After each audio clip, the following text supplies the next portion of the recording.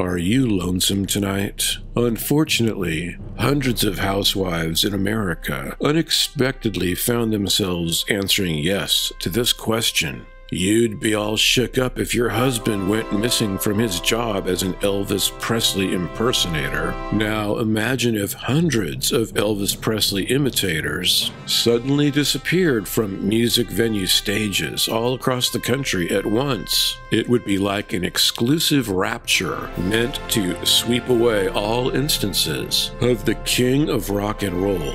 Fortunately for the baffled families, police have already discovered some of the missing Elvis Presley imitators working in new jobs all across the United States of America. It turns out that a few months ago, a group of Elvis Presley impersonators went to their annual convention, which is called Blue Suede Jailhouse in Memphis, Tennessee. They gather to compete to see who is the best at singing, dancing, and karate. The king of rock impersonators share tips about performing on the road, scarf down fried peanut butter and banana sandwiches at 3 a.m., and have a whale of a time celebrating the life and times of Elvis Presley. But shortly before his death, Elvis had worried about the growing number of imitators performing in his name. He firmly believed that Elvis impersonation should be more like a hobby or religious endeavor to spread the love for rock and roll across the planet. Elvis told his manager, Colonel Tom Parker, that he preferred for his imitators to, quote, get honest work, unquote, in the kinds of jobs that ordinary Americans do. So at this year's convention, Elvis appeared from beyond the grave to his imitators in the form of a video presentation where he gyrated in a mesmerizing fashion. In the 1950s, Ed Sullivan famously forbid his variety TV shows cameras from depicting the sexy, sensuous movements of Elvis's hips. Pickney Keel, a reporter for the Jackson Clarion Ledger, gave the rock star the nickname Elvis the Pelvis, as camera operators were forced to film him from the waist up. At the convention this year, his fierce wiggles hypnotized the Elvis imitators, convincing them en masse to quit working full-time as impersonators and go out and find new employment. The hypnotic Elvis apparition told his followers that they were still permitted to dress and talk and sing like him while at work as long as circumstances permitted. Not all Elvis imitators wanted to abandon show business completely, despite the hypnotic demands that the king made. We've discovered Elvis Presley impersonators working in stand-up comedy, which the performers seem to enjoy as they make the transition from music performance to joke-telling. Others with an instinct for showmanship, but also an academic bent, found jobs working as tour guides amongst the dinosaur displays at natural history museums. One Elvis impersonator was already looking for a new job before the convention's hypnosis event. Glenn Adelderry had been working as an Elvis impersonator in Las Vegas, Nevada at the Schrodinger's Cat Casino for going on 2 years, when the facility's owner informed him that they were demolishing the building to make way for a new hotel and shopping complex. Since Glenn had a background in design and engineering, he wound up getting work as a robotics engineer after hearing Elvis's call from the great beyond. Other Elvis impersonators soon followed in his footsteps, getting jobs in high-tech facilities creating advanced equipment. Some Elvis imitators, earning their robotic engineering degrees, supported themselves by working as teaching assistants in university classrooms, While the king's impersonators often enjoyed tinkering with mechanical devices, some were motivated to repair living beings, and they became veterinarians. You might be surprised to bring your kitten in for a standard checkup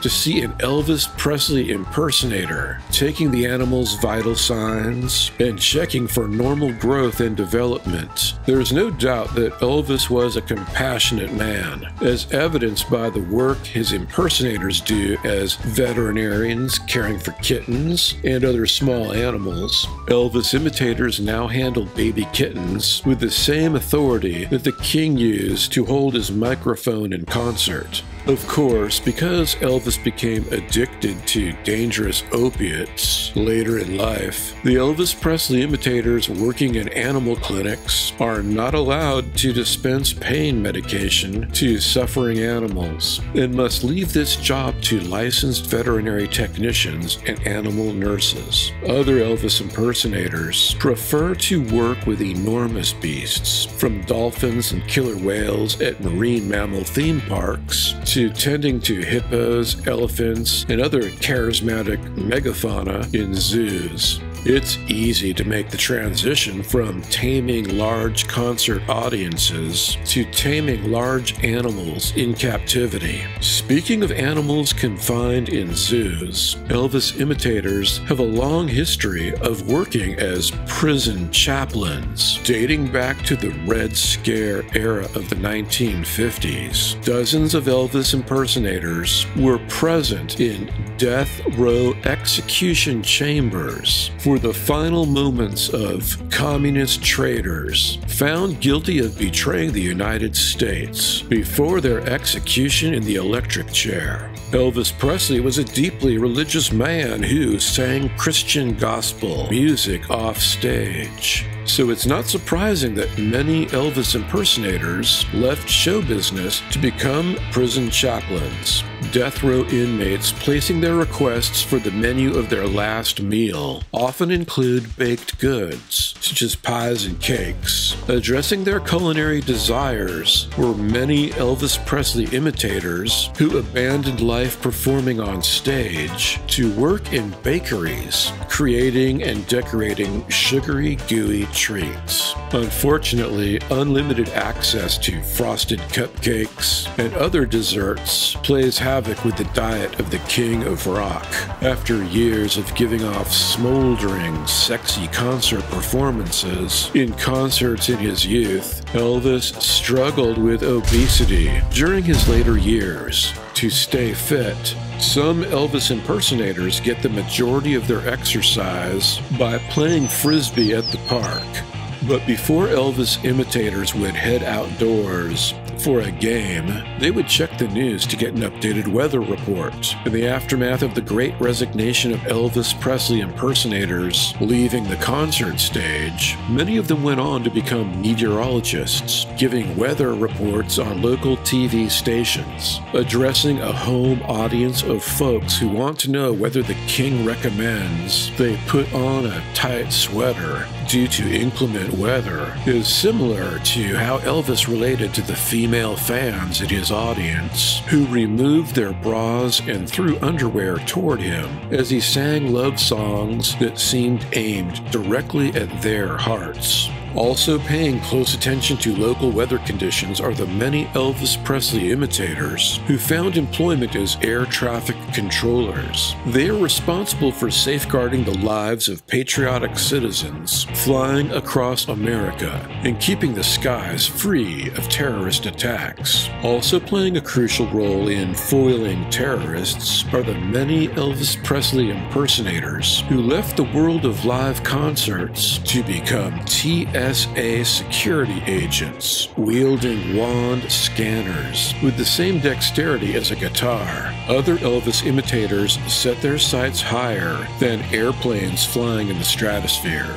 They earned their credentials to work as mission control specialists for NASA's outer space program, dating from the Apollo lunar landings in the 1960s to the modern era's International Space Station and shuttle voyages. Working at NASA's mission control to support astronauts during their space voyages is a natural career move for Elvis Presley imitators, since the king of rock was known for creating explosive, over-the-top spectacles for his hordes of fans. The appearance of rockets blasting off from launch pads, entering orbit around the Earth, or visiting destinations such as the Moon, asteroids, and Mars generates the same kind of anticipation and excitement as attending a live concert by the King, Elvis Presley. If you enjoyed this report, consider sharing it with like-minded friends and tapping the like button so YouTube will share it with more people. Subscribe to Nice Planet to make sure you see each new video. Thanks for watching.